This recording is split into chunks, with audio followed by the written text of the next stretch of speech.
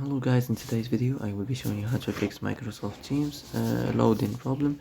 So the answer is easy. Just go to the settings and then scroll down to the apps section and then go to the search and search Microsoft Teams,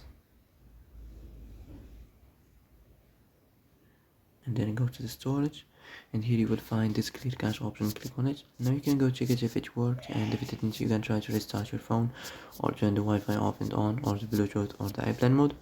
Also you can try to clear data, but be careful. If you clear data, all these applications data will be deleted. This includes all files, the settings, the accounts, the databases, etc. So be careful if you want to clear your data.